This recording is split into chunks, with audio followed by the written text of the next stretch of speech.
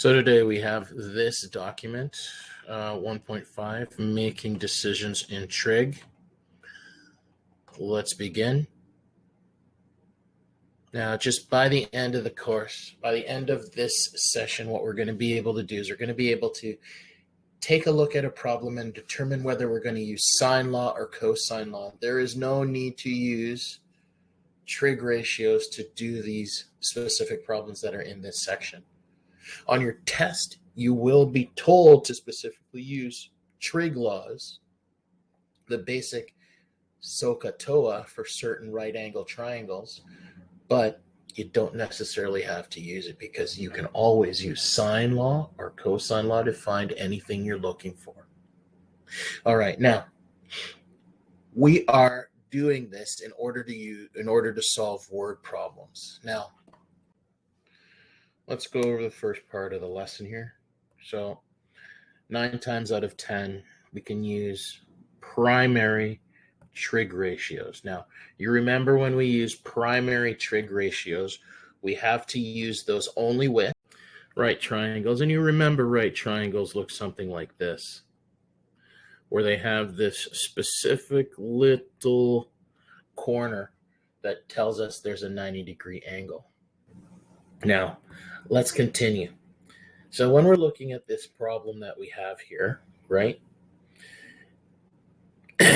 Imagine you could use SOHCAHTOA to solve a problem involving right angle triangles, but we're not gonna do it today. All right, we're just gonna talk about it. So imagine we have a 10 meter ladder leans against a wall. Okay, so here is our ladder and it's leaning against the wall and it's actually 10 meters long. Okay, the top of the wall is 9 meters above the ground, right? Find the angle between them. So there it is. The top of the ladder is 9 meters above the ground. So there we have it here, 9 meters.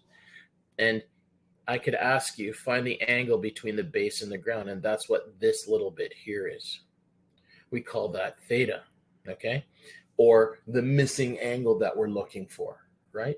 I can ask you to find that, but then I can also ask you to find the length of this by either using SOHCAHTOA or Pythagoras theorem, where I take 10 squared minus 9 squared to get this and then square root it, right? You could do it that way too. Now, that's pretty easy. Not necessary to do now because now we have sine law and cosine law. All right, so when we're talking about sine law and cosine law, let's take a look at sine law. There are two possibilities that we have for sine law. You either have AS, but really, if I know two angles in a triangle, right, doesn't that really mean that I have a third angle that I can easily find? So really, when we have a sine law problem, we have either three angles that we can easily find and a side, or we have an angle and two sides that we have in our triangle. Okay? Now, remember, I called this the sausage law, right? I called it the sausage because we're always looking for a sausage of an angle and a side that has numbers in it. If we have that, then we're good to go. We can easily find other sides if we know one angle or one side of the unknown. All right. Now, for cos law, remember, I used to call that the elbow law, because it's all based on the side, angle, and side of a triangle. So basically it kind of looks like this, right? Okay. There's always an angle with two sides that we know around it, okay? Or we have three sides that we know. So all three sides has a number, and a number, and then we can find a missing side or an angle, okay? Now, let's go over all of these problems that we have for each triangle that I have here in my worksheet. Now, here's example one. For each triangle, I want you to take a moment, pause the video, and look at all of these problems and guess to see whether it's an AAS, an SSA or ASS, right? Like our sines, or an SAS or an SSS, right? Determine that. And then tell me whether it's sine law, cosine law, and then we're going to set up the basic equation that sets up the entire thing. So pause the video and do that right now. All right, let's take a look at question number one. Now, for me, when I look at these problems, I always look to see if there is a sine sausage. So I'll look here. Oh my goodness, there's a sine sausage. And look, there's also three corners. So you know what that is? That is an AASS. Sorry, AAASS. Sorry, AAAS type problem, right? Because there is a sine sausage that's available to us, right? And look, I could ask you to find this side here, or I could ask you to find this side here, right? So imagine that I ask you to find the B side here, right? So imagine if I ask you to find B here, right? So now that I'm ready to find B, I'm going to tell you that this is sine law because I found the sine sausage right away. And now, since we're looking for the side, there's two possibilities. We have B over sine B, B over sine of, well, B is 80, is equal to the sine sausage that's in blue, where we have the side over, well, 60. Sine of 60. And we solve. And that's literally it. So this is how we started. No big deal. It's just a little bit to kind of get us going. All right, let's take a look at the next problem for B. So if you haven't done so already, take a look at B and try to determine whether this is going to be a sine law or a cosine law. Remember, if we're looking for a sine law, we look for a side and an angle that has a number, right? We're looking for the sausage that has the number. If there is one, then we know it's sine law. If we don't, then it might be a cosine law. Okay, so let's look at it again. All right, so looking at this problem here. Here is our sine sausage. Yes, we have the angle 80 and its matching side 8. So now that means this is an angle and a side, and look here, we have the side C. So this is an ASS problem. So we have an angle and a side, and then a side. Boom, we're perfect. All right. So now imagine if I wanted to tell you, I wanted to know whether it's sine or cosine. Because it has a sine sausage, we're going to say it's a sine law.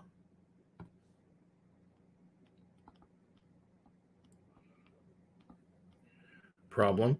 And the basic equation is going to be, so I'm going to use my problem to solve for angle C. All right, so we're going to start with sine of C over C is equal to, well, in red, sine of 80 over 8. That's basically how we started, right? So we're actually looking for angle C in this case. I could have also looked for angle A if I wanted. So I could have used either angle A or angle C to solve for, okay? All right, so now let's move on to question C.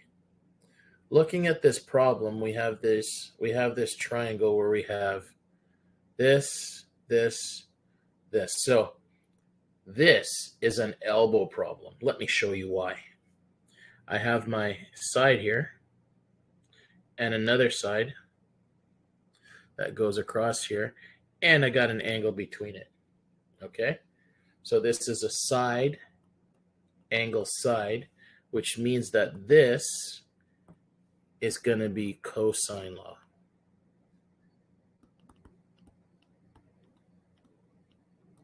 So now that I have my cosine law, I have to figure out what it means. So remember, if I have an SAS, it means that we're finding an actual length of this missing side right here. So let's go and construct it. So we're going to say, remember, this is like Pythagorean theorem on steroids. So it's like a squared equals, well, b squared plus c squared, right? With minus 2 times AC cosine of the angle A. Now, let's say that you cannot remember this cosine law like this. So here's what you do. You basically say a squared is equal to, well, the side that we know is red, so it's 5 squared plus 8 squared is the other side we know, minus 2 times 5 times 8. So notice there's a pattern here, cosine of the angle 60. And guess what? We're done. And we've set it up perfectly. So now let's look at the last problem. So the last problem by default, if you look at it, all of the sides are on this triangle, right? So this is an SSS problem, right? Now, an SSS problem is cosine law. Now, the reason why it's not sine law is because we don't have an angle with a matching side. That's all, right? We can't use sine law at all. So it's got to be cosine. It might be cosine in this case. And if I look at it, because it's all three sides, it is a cosine law. So imagine if I asked you to find, let's go angle C here, right? So we'd start by saying cosine of C is equal to, well, a squared plus b squared. So notice how we use, if we start with C, then the other two sides are a and b, right? And then we're going to divide that by 2ab again, right? And then we're going to subtract the missing side, C. Done. So now imagine if I asked you to calculate A. We do the same thing, but this time imagine you don't want to have to use the letter equation. So let's go and write cosine A. So let's go cosine of A. It's going to be, well, look at the two sides that are around A. Here it is. Here's one. Here's the other. Okay? One more time. Here's one. Here's the other. The two sides around it are B and C. So B and C. B is 8 squared and C is 5 squared. And we're going to divide by twice of 5 and 8. Okay? And then we are going to subtract the missing side, 7, on the top. And then we just calculate. Okay, so this is cosine law, and you can find any angle that we want in this problem.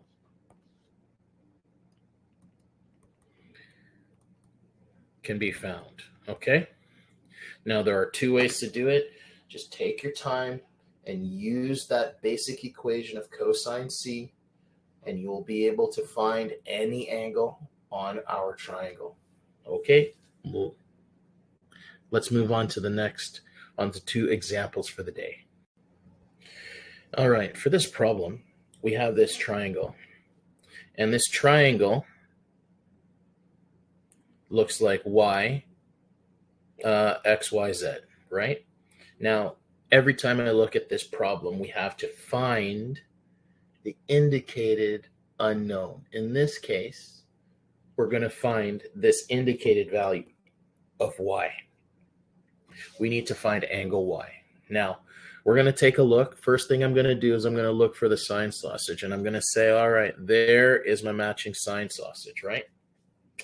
And then in order to find y's matching sausage, we're literally just going to draw another sausage between the angle and its matching side. So now let's go and quickly do the calculation. So we're going to do two types of calculations to make our life easy. Okay, here we go. So sine of y, we're going to match it with its 11 is equal to, well, sine of 62 over 10. All right, so now in order to get y by itself, I'm just going to show you another way of doing the multiplication. Imagine that 11 gets moved up to the top. Because it's division, the opposite of division is multiplication. So that, and notice it's also on the bottom of the fraction, so now it becomes on the top of the fraction on the right side. So we now get sine of y is equal to 11 times sine of 62 divided by 10. Now you can easily do that to get sine of y is equal to 11 times sine 62, get a number, then divide by 10, and you get 0.97124. So the more decimals that you have here, it makes it easier to calculate when you want to get your angle y. So you get your angle of y is equal to sine inverse of this decimal, 0.97124. And now you get an angle for y to be 76 degrees. Okay. Now, an alternate way of doing this, maybe you decided to go and solve for x. So imagine, pause the video, find side x. Okay. So if I asked you to find side x, this is what I'm looking for. I'm going to do my highlight in red here. So I'm looking for this, right? Remember your original sausage was 10 and 62. We're going to use that as our base. We're looking for the side x, which is this little one right here. Okay? So when we do the solution for that, we've got x over sine 42 is equal to, instead of 6 sine 62 over 10, now we have 10 over sine 62. So now we can do our multiplication like we did before, or we could use sine 42 as a decimal, get it, and then do the cross product, right? So I'm just going to do what we did before. So imagine I'm taking this sine 42, which is division on this side, and I'm actually multiplying it and putting it after the 10.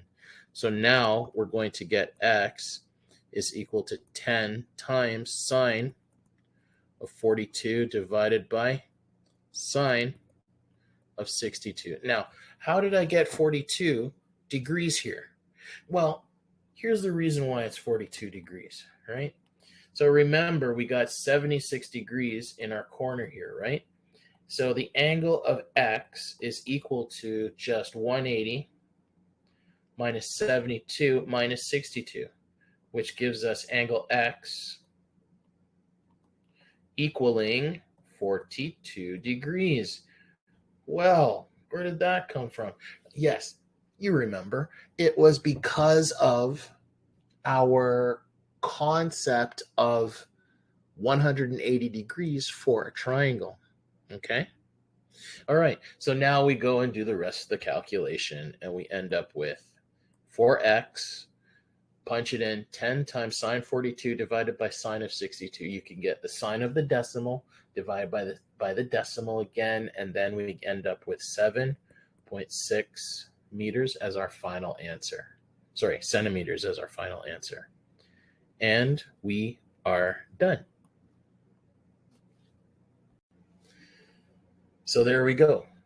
You can easily find either y or x, but then the other angle, because you know two of the angles, you can find the third.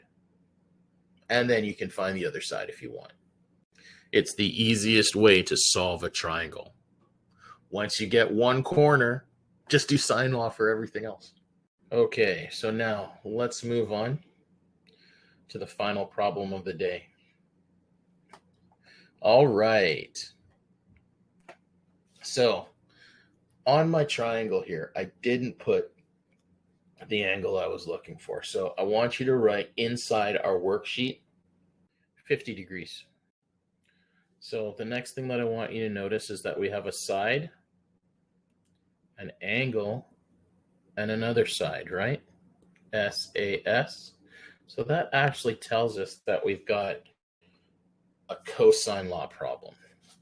So we can easily find this d value on the other side here. So we have d squared is equal to, well,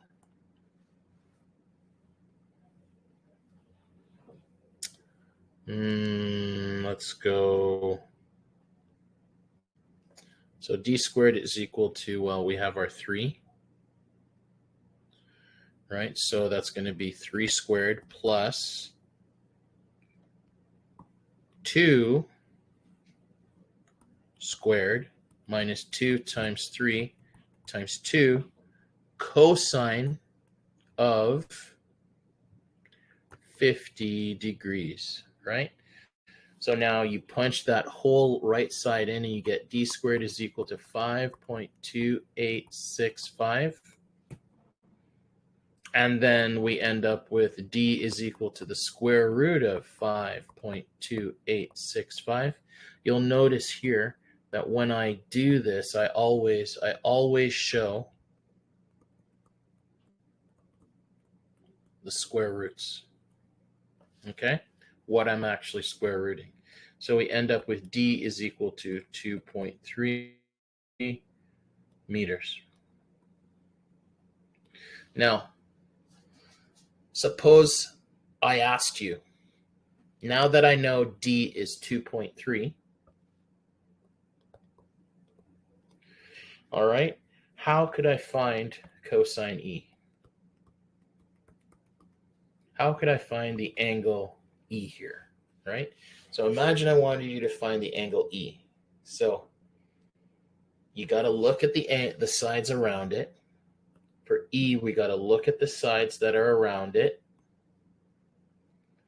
right? So we got 3 squared plus 2.3 squared divided by 2 times 3 times 2.3. And then we subtract the missing side, minus 2 squared. And that's it. And then just calculate E and tell me what the answer is. Okay? And so angle E is equal to whatever that is. Okay? Nothing too difficult. Try it out. And here is your homework for the day. So your homework is this. You're doing 1B to F. Question number 1A is easy. It's a trig problem. We're done dealing with trig primary ratios. I just want you to work on cosine and sine law for today and make sense of which one you're going to do for every problem that you come up with. Okay. All right. So you're doing 1B to F, 7, 10, 7, 8, and 10, 6 and 11. And question 13 is very challenging. You don't have to get that question. That's not it. It's something that would make you have like a 95 on a test, but it's not necessary to pass the course. Okay. All right. Have a good day. Also, please remember that we will be having a test when you get back in a week's time.